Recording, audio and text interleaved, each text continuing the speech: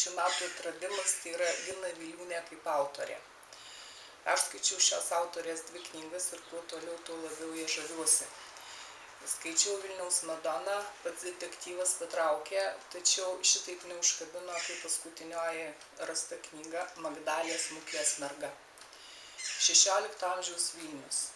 Ir visas problemos, kurios atkreipė dėmesį autorė jas, tai yra būtent to meto vilniečių, paprastų vilniečių akimis žiūrint valstybės likimus. Ir nepaprastai įdomiai prasideda, kalbama apie didika Mykolą Glinskį, vieną iš tų didžiūnų, totorių kilmės, kuris, jeigu taip jau net galima ir knygoje pacituoti, yra ypatingas tuo, kad tiesiog, galima sakyti, buvo laimės kūdikis. Ir net pačioje knygoje apie Mykolą Glinskį rašoma taip, o pradžia buvo tokia puiki.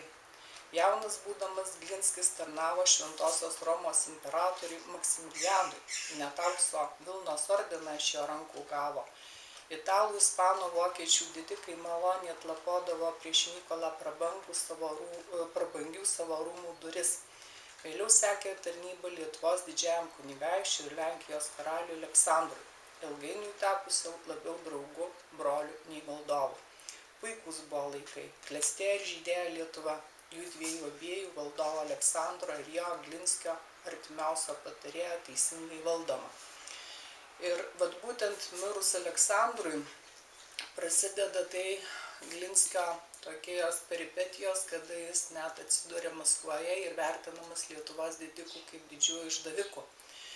Ir visa šita atrodo tokia valstybės likimo posūkio, kada ir šalia ir Maskva, ir kiti priešai stebėseną vykdo eiliniai Vilniaus piliečiai.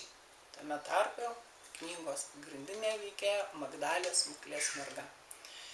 Ir prasideda tikrai įdomus įvykiai, nenusakomi, sunkūs metai pačiame Vilniuje, bet autorė labai gerai perteikia paties Vilniaus kaip miesto jauseną tokią.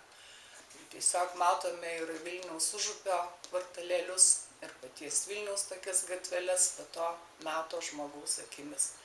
Tiesiog atradimas, su kuriuo norėčiau pasidalinti ir su kitais būsimais šios knygos skaitytojais mintimis.